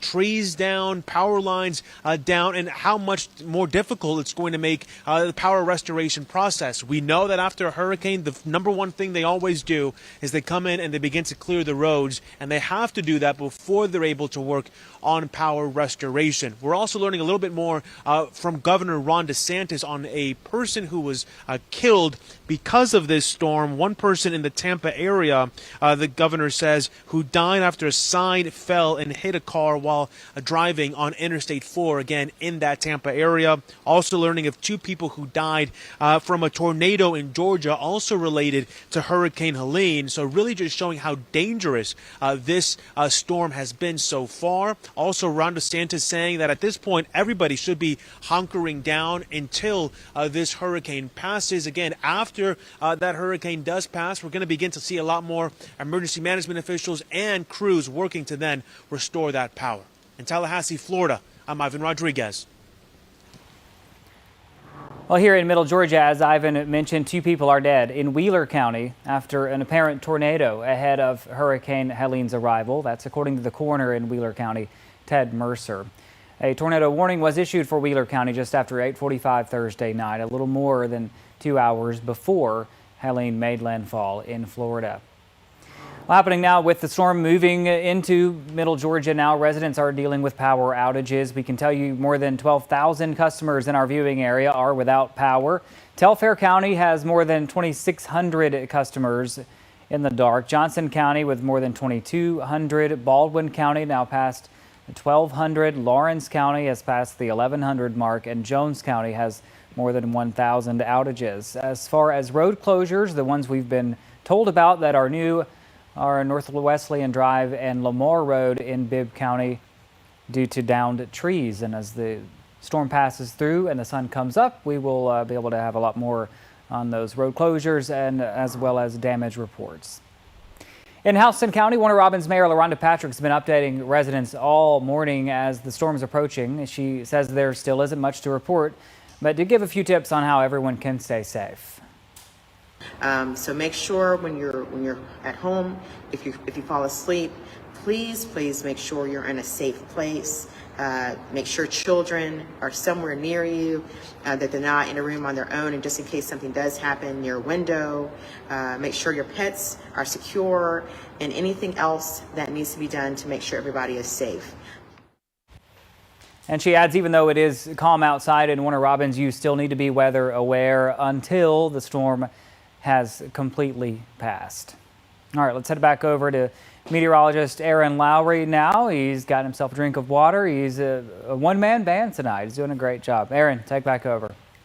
Yeah, my eyes are burning. I'm tired. My contacts want to come out, man. They're feeling very dry. So just bear with me if anything out of my mouth sounds a little weird, guys. I've been up since like 10 a.m. and didn't exactly sleep great the night before. I've been, following this and trying to keep everybody as updated as I possibly can. So here we are. The eye of this thing is now into Wheeler County. So it is going to get through these southeastern counties pretty quickly. It has not yet begun to turn north at all. I mean, obviously, yes, it is moving northerly. It's the north-northeast track that it's been following, though. It isn't curving in the way the cone has been saying it would. How the National Hurricane Center, everybody was like, hey, it's going to curve off to the west. Why were they saying that? All right, let's keep it right here. Why were they saying that it was going to curve up to the west? Well, because there is a low pressure, a upper level low pressure, and I specify that because it's not at the surface. It is only at the upper level, and it's right about here over that Memphis area, all right? So The idea is that two low pressure systems are going to repel each other. So you get one low with Helene, and you've got this one that's higher up, in the atmosphere here. And the thought was, okay, well, with Helene coming in, this low is going to end up being forced to the southeast, and that Helene is going to be forced to the northwest. That was the thought. However, my personal opinion on this was that the cold front that grabbed it while it was by the Yucatan and began yanking it this way would continue to do just that as we go through this evening and overnight into tomorrow. And that very much is what is happening right now. That eye has not broken its trajectory. So I'm going to switch colors to yellow now. And again, made landfall right there in that Big Bend area, up through Valdosta, through Douglas here, and this is basically how it's going. It is a straight north-northeast line, all right? That cold front, remember, last night kind of got into the Macon area and then basically stopped, right? Came right into about here or so. Even earlier today in the afternoon, evening, there were a couple of tornado warnings up in like North Carolina and Virginia. Those have nothing to do with Helene. That is part of that cold front system. So that cold front being here, forcing this thing north, it's grabbed it and is yanking it that way. Hurricane, it can push back on the cold front for sure, but it's not big enough to move it out of the way. All right, the hurricane is not going to be like, you know what, move out of my way, Mr. Cold Front, I'm going this way. No, the hurricane is going to follow the cold front because it's a much larger scale system. The low driving that cold front up over the northeastern U.S., and that cold front coming all the way in, it just had to bend back a little bit because of this storm coming in. But I've seen examples of this happening offshore before, which is why I had decent confidence in it, because we'd seen in the past, we can look back at last year, right? We can look back, not last year, 2022, whenever, or maybe it was last year. Remember Hurricane Lee kind of came up and was headed towards us from the ocean, and then it suddenly went that way and up and into Canada, just like that. How did that happen? Cold front coming in off of the east coast into the ocean, grabbed it, yanked it that way. Dorian, 2019, very, very similar thing. It's about recognizing patterns and seeing like, hey, yes, lows repel each other, but the fact that it's not a surface low, it's only an upper level low. The hurricane is low at the surface and it's low aloft. That's the whole thing about a hurricane, is that wind shear rips it apart. It needs the wind to be very similar at the surface and higher up. Once that starts to change, it starts getting ripped apart. It's the opposite of what you want with a tornado outbreak scenario, where you need higher wind at the loft from one direction, decent wind at the surface from a completely different direction, so that way you get that rotation that happens in between that leads to those outbreaks. That's not what we're seeing here. So what the deal is that this cold front is grabbing it and it is yanking northeast because it just cannot push back through it. So it's all about recognizing those patterns, and that's exactly what we're seeing right now, right? We're going to zoom back in. Where is that eye now? It is almost into Montgomery County at this point. So we are seeing the strongest winds of this storm right now, essentially in Montgomery County and Toombs County, around that Vidalia area, right? This is quickly heading in to southeast Georgia and towards South Carolina. We're going to continue to watch this and see if it does turn north, but I have major doubts about that happening at this point, because it is still trucking to the north-northeast. Absolutely. Keep in mind, we do have flash flood warnings in effect. There's been a lot of rain that has come in the last hour or so. Let's see if we got some of those accumulations here. I do have 24-hour, but we want the 1 hour. But we're just trying to see what's kind of happened very, very recently versus, hey, here's what happened. If you want total numbers, you can throw the 48-hour up there and we can see what we've got. But we're just trying to see what kind of rain Helene is literally bringing in right now. Look at these numbers. All right, hang on one second. Let me get a zoom in shot so we can get some better representation here. So they're getting up there. 2.5 in Telfair County, 2.2 other parts of it. We're starting to see those numbers going up about 2 inches as well in Wheeler. And then Dodge and Lawrence still over an inch. That's just the last hour. So that's very, very heavy rain that is coming down. That's why that flash flood warning's there. I do worry about impassable roads heading into tomorrow morning. Got to remember, turn around, don't drown, right? Like, that is critical to make sure to remember as we head into tomorrow morning, right? If you come across a patch of water on the road and you can't see it, we've already aired a story about that. You can't tell how deep that water is, you turn your butt around. You do not want to drive through that. Your car gets stuck. It can become a very, very, very dangerous situation. So that's one thing. Another thing we're probably going to be seeing, and we've already got reports, in Macon, a couple trees down, like Wesleyan Drive or whatnot. We're going to see a lot more of that in these southeastern counties. As the eye is moving through, that wind direction shifting from east to west, and that sudden change could definitely lead to a few trees coming down. So, roadways are going to be blocked. The last thing we want, and the reason why I'm saying you might want to get into the lower area of your home in these counties right now is if a tree, falls onto a house, if you're in the lower level, you should be okay. But the thing is that lives can't be replaced. Property can. So that's just the more important thing to remember in regards to what we are seeing with this eye. It's just these southeastern counties that are seeing the worst effects of this. So a lot of us, I've already kind of given the all clear. Like if you're in Forsyth, you can probably go to bed. We've been getting the updates from LaRonda Patrick and Warner Robins. Doesn't sound like it's all bad there. Probably can head off to sleep. Macon, we're not looking too bad right now. Probably head off to sleep. But I would still hang awake for another hour or so if I'm hanging in these southeastern counties, if I'm living in these southeastern counties, because of the eye moving through at this time. So the good news here, let's go ahead and check any severe potential. I know we do have that tornado watch until 8 a.m. or 6 a.m. Yeah, 8 a.m. But the thing about that is, and it does look like they are beginning to remove counties from that. Let's actually click around. So you still see Houston County under that. Bibb County still technically under that. But we're on the northwest side of the storm now. And you don't see tornadoes on the western side of a hurricane. That is the east. In fact, you can see over in South Carolina that there is a active tornado warning right now. It's at 3:30 a.m. But that's the only one at this moment in time. Obviously, the tornado watches are quite expansive still. It looks like the majority of South Carolina under that. But I'm telling you, if you're in Macon right now, if you're in Warner Robins, you're in Forsyth, you can head off to bed. We're not going to get a tornado overnight here in Macon, right? We're on the northwest side of this storm. The shear just isn't there in that area. This is where, arguably some of the calmer spots. The calmest spot of the storm is southwest. Calmest spot is the southwest quadrant, but after that, it's the northwest quadrant. So it's these eastern portions right now with this eye moving literally into Wheeler County and Montgomery towards Trutland.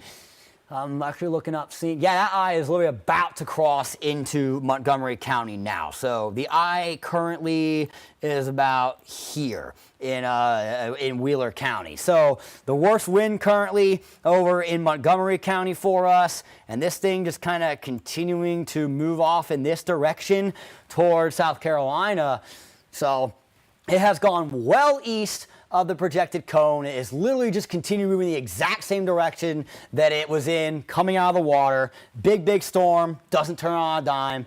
And yeah, that's resulted in many of us around middle Georgia not having to deal with too much right now. Southeast Georgia is definitely getting some of the worst of this. Valdosta probably got the worst of it in the entire state. Lowndes County, Valdosta, that whole city basically out of power right now. It's going to be a work in progress to kind of get that going again. But, here we'll get a few. I actually want to go ahead and do a power outage check as we continue to get those numbers in. That's going to be a very important thing as we head into the start of our Friday. What kind of cleanup efforts? How long, are we going to be without power? Let's go ahead and check those county totals once again here. So hopefully there's been some updates, but maybe some of these are still the same as they were. So Telfair County is 2,500 folk without power right now. In Lawrence County, we got 1,000 folk without power right now. For us in Wilcox, got 1,500. A little higher down in Coffee County, 14,000. In Jeff Davis County, 7,000 now. Montgomery currently seeing some pretty strong wind. 15,000 without power. Trutland County, we got 500 without power. Anybody who's without power right now in Macon, Warner Robins, we're seeing 1,000 in each of those counties. Think about the population total in Houston County and in Bibb County, and you realize that 1,000 is almost nothing. Whereas you think down to Telfair County, not a whole lot of people living. This is farmland, agriculture, big money makers in those spots. And when I was mentioning this earlier with the first tornado warnings that we were kind of seeing, obviously tornadoes destroying crops, not good. We need that money. People need that food. But crops can be regrown. lives cannot be replaced. So we are seeing in these lesser population areas some decent power outages, but if we can keep the numbers overall pretty low in these population centers, hey, that means that you guys in these lesser populated areas, that Georgia Power, Flint Energies, whoever your provider may be, those servicemen can get to you a little bit faster. So, I mean, just this path going the way that it's been going, because keep in mind, when it comes to the Peach State, your biggest city is Atlanta, and your next biggest city is Macon. So obviously, if we aren't having to worry as much about these population centers, we can start to turn our attention a little more to these rural areas that are going to need that power back, right? So that's always good, but we still have a long night ahead of us in regards to this, and there's still unfortunately going to be more power outages to go. So the heaviest rain and the strongest winds right now, the strongest winds are most certainly going to be currently in Montgomery County based on that eye essentially being in Wheeler County right now.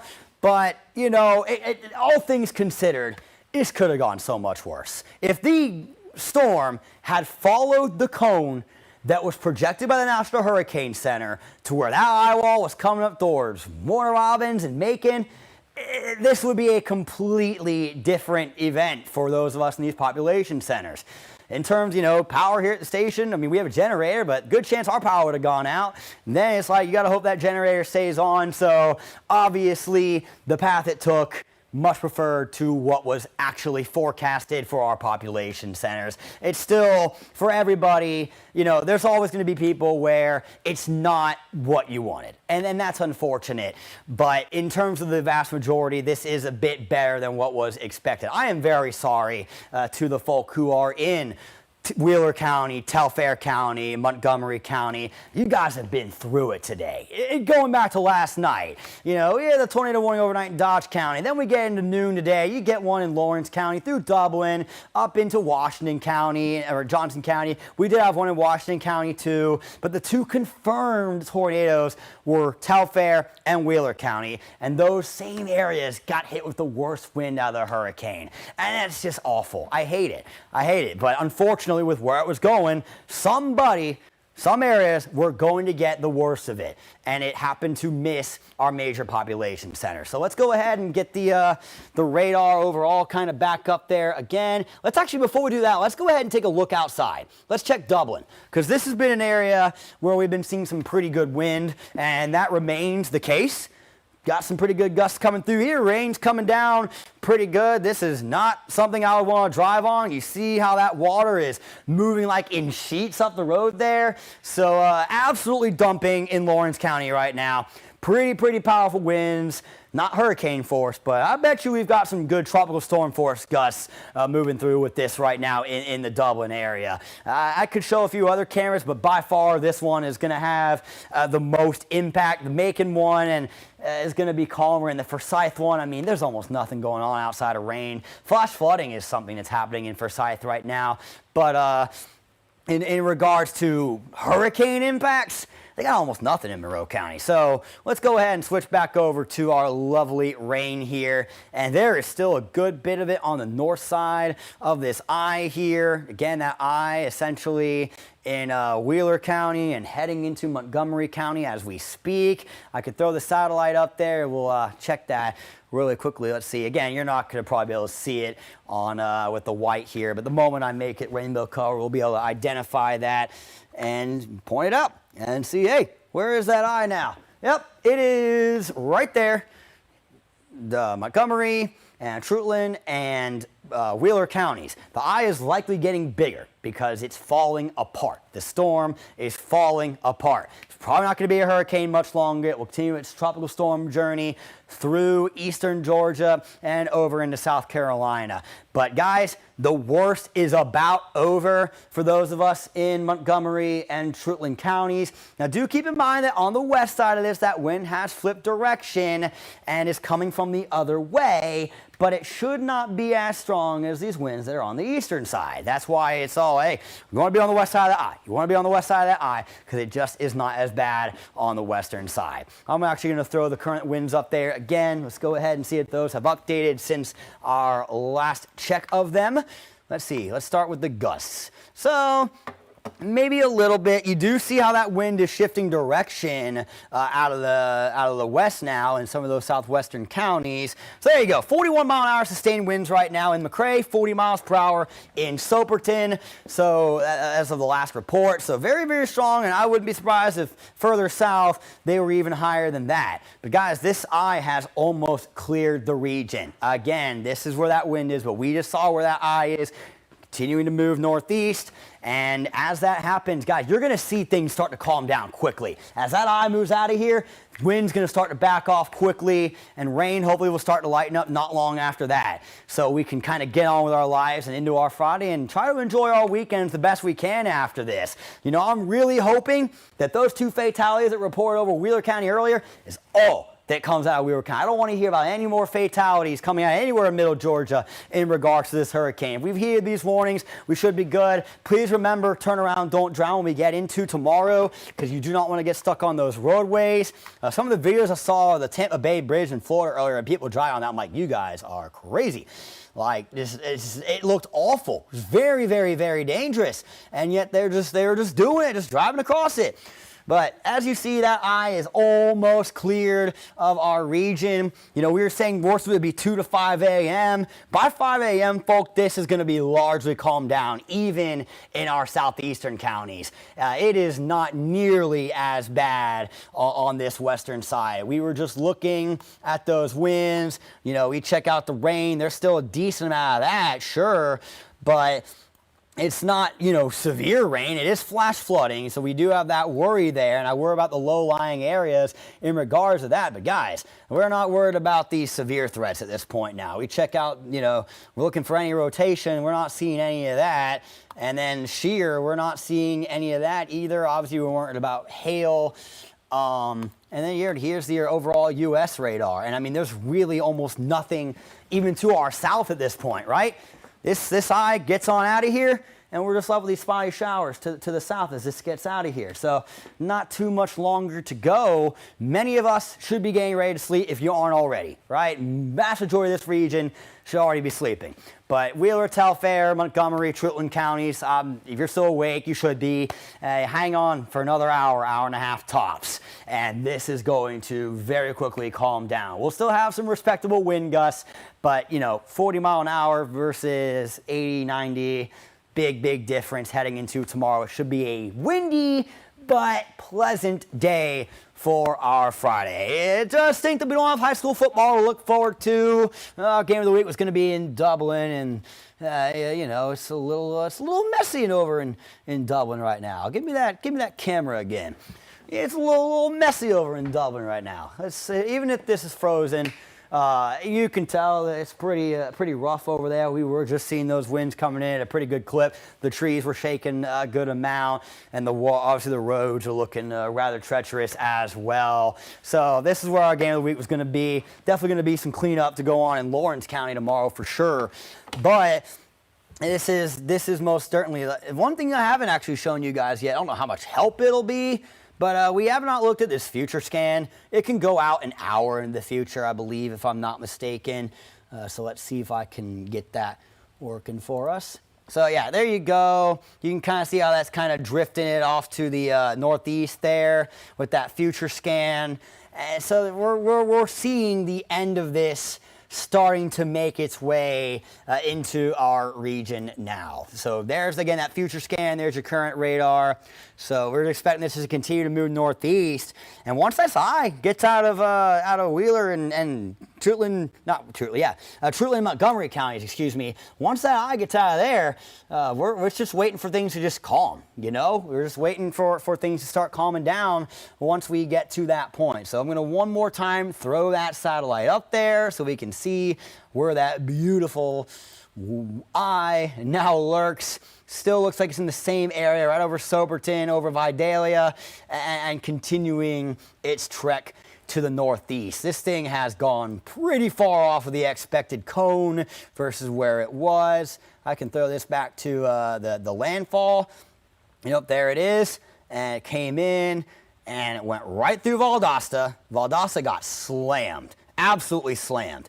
And then it goes right there right there into our far southeastern reaches. It does look like it is trying to maybe now begin that turn to the north a little bit, but it might be too little too late to keep it in this region. It's probably going to start going like this, maybe even like this, but if that happens, okay, so it goes into Johnson County a little bit. Washington County, don't think you're going to get much of that eye. You'll get the western eye wall. Hancock, probably not going to get much of anything at all, period. So even if it is starting to make a turn towards the west ever so slightly, it's going to be a very gradual process for that to actually fully happen. So this isn't going to make a 90-degree turn and suddenly boomerang towards Macon or towards Forsyth or towards Atlanta. It's definitely staying well clear of those locations, and it's going to kind of continue to track. Maybe it goes towards Augusta.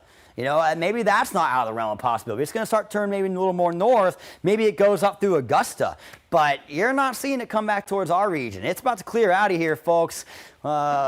I'm sorry for anybody who this has been a really, really long and rough night, but for many of us, we're breathing a bit of a sigh of relief here. I have never been through a full hurricane, and I guess I can still say that because the hurricane effects did not come to Macon. Here I am covering this thing. I have not been in straight up hurricane winds. I guess Wyoming's got some crazy wind out there that you get gusts over 100 miles an hour on a sunny day in Cheyenne, but they got building codes there. They're built for that. So this is still different.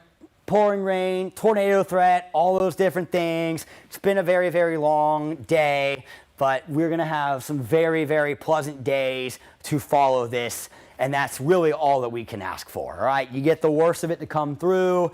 Obviously, overnight, it's not good, but hey, we got fall weather behind this thing, and hopefully the power outages aren't going to be all too bad for the majority of us. It's still going to probably take a few days, unfortunately, for some of our rural areas, but with the population centers not getting hit the way they were expected, they should be able to send more of those utility trucks to these rural areas to try and get them back online. I'm sure they're going to be focused more on like Valdosta and whatnot first that got actually slammed, but we are still going to need that elsewhere as well. So storm still hanging on. Is it even still a hurricane at this point?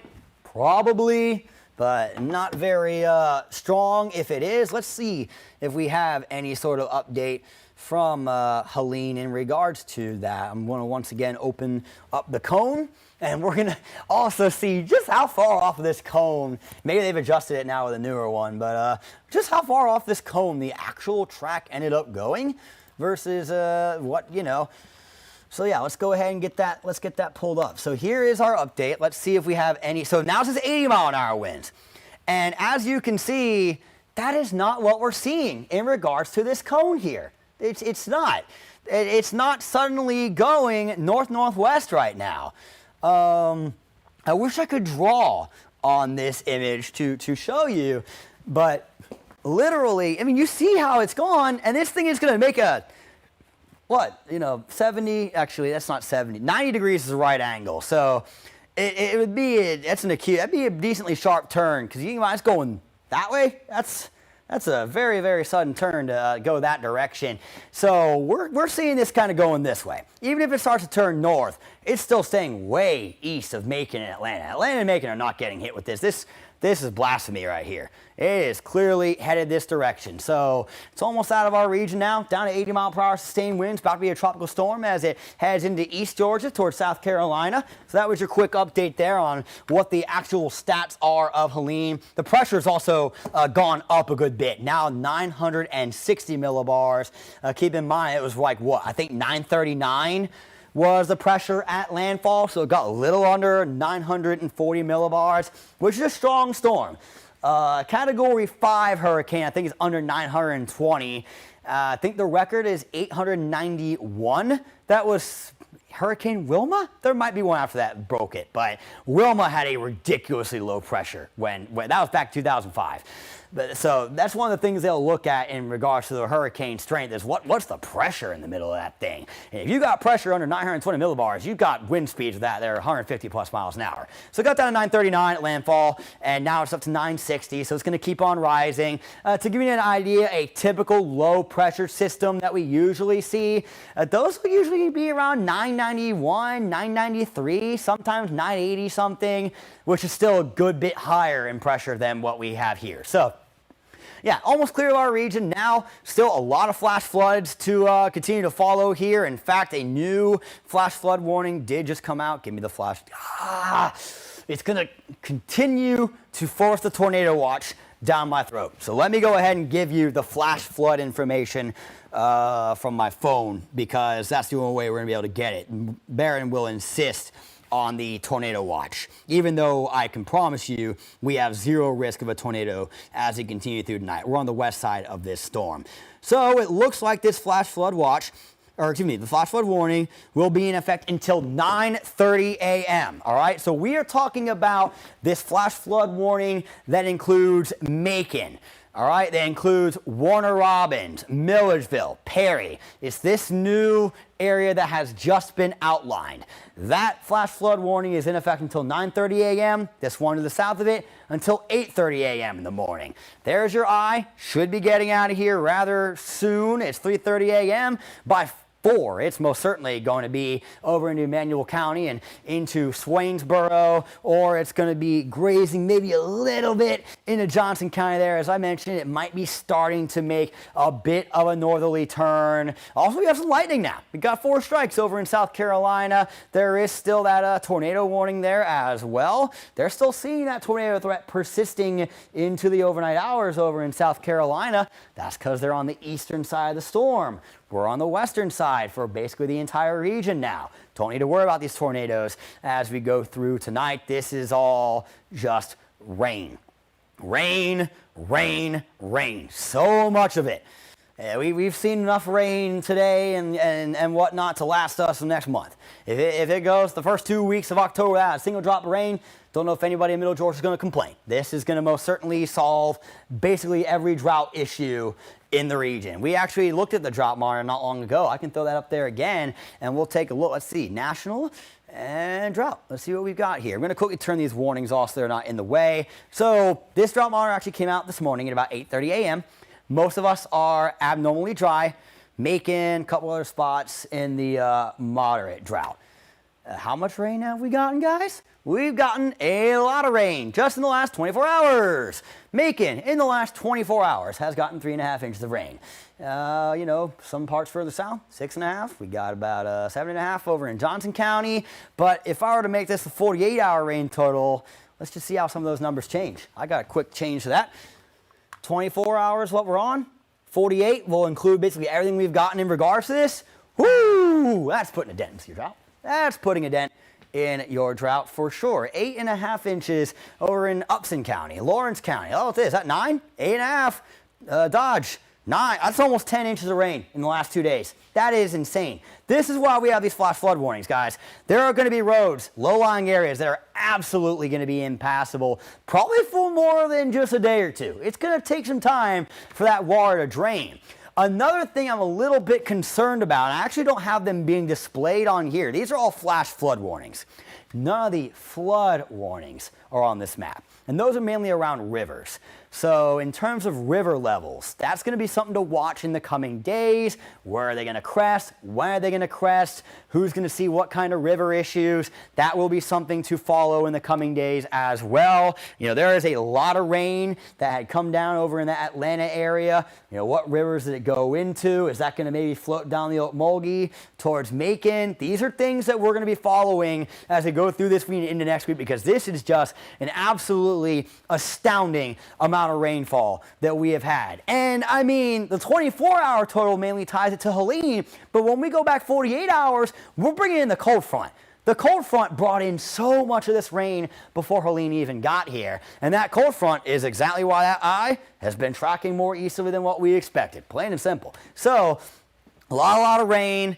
I guess with rain being what the vast majority of us are seeing in terms of the worst part of this storm, obviously flooding is scary. We'll have to wait and see how the overall effects are as we go forward, because again, rivers cresting, things like that, sometimes the flooding impacts can take a little bit to really fully set in regards to that. But in terms of flash flooding, the rain's got to drain somewhere. And so for the areas that have gotten a little bit more, it's going to take a little bit more time for that to go down. And so those low-lying areas, most certainly, I anticipate there's going to be some impassable roadways. Always remember, turn around, don't drown. So heavy rain still substantially coming down here. In fact, we can actually get you some rates potentially. I mean, I wish it showed in inches per hour. That would be rather neat. But I mean, you see these heavy, larger numbers in terms of the number and the heaviness of that rain. It is substantial. It is absolutely coming down. I just wish that I could see what the rate was. Maybe I can't. I may have that. Let's go ahead and see. If I have a rainfall rate, that would be absolutely awesome, because it is a, downpour, an absolute downpour right now in regards to what we are seeing with this rain. But I do not, oh, hold on. Rain rates, come on, what's this? Okay, let's see about these numbers. So this says rainfall rate. Let's see what this puts out. Let's see what kind of numbers we get here. So I'm hoping that this is in inches per hour. So let's see what we got here. Oh yeah. 6.5 inches per hour is the current rainfall rate in northern Wheeler County and into southern Lawrence County. This is right around that eye. So that's the heaviest rain that we're seeing. But even outside of that right now, over in Wilkinson County, that's about almost 2 inches per hour. I guess it is, yeah, no, it's a little lighter for a lot of these other spots. 6.5 inches per hour. That is ridiculous amounts of rainfall. Can I get this tornado watch off my screen, please? I'm so tired of seeing that pop up, because it's just not something that we need to worry about in our region as we continue through tonight. 5.5 inches per hour, Montgomery County, looks like 6.1. That is ridiculous amounts of rain that are coming down. So that flash flood warning very, very much is warranted. But let's go ahead and take one more look. Let's see if that eye has gotten out of here, because I'd love to be able to let you guys go and just kind of, maybe let this night carry on, and maybe even be able to close my eyes for a little bit, because I'm tired. It's been a long day, and my eyes are feeling very dry with these contacts. So it still looks like it's marking it right there over Trutland County. So it does look like it is starting to turn north ever so slightly. So maybe that eye is going to graze into Johnson County a little bit as well. I don't think we're going to see it go into Washington County. It's not going to go straight through Johnson. It's just going to kind of graze the edge of it through here. We're essentially kind of seeing it go a little bit like that. It might not even go that far west, to be honest with you. But yeah, it's nearly out of here. The eastern part of this is the worst. So most of the region now start getting ready to go to bed, and it's going to begin the cleanup process in the coming days. Stay safe and sleep well, Middle Georgia. We'll have more for you as it's needed.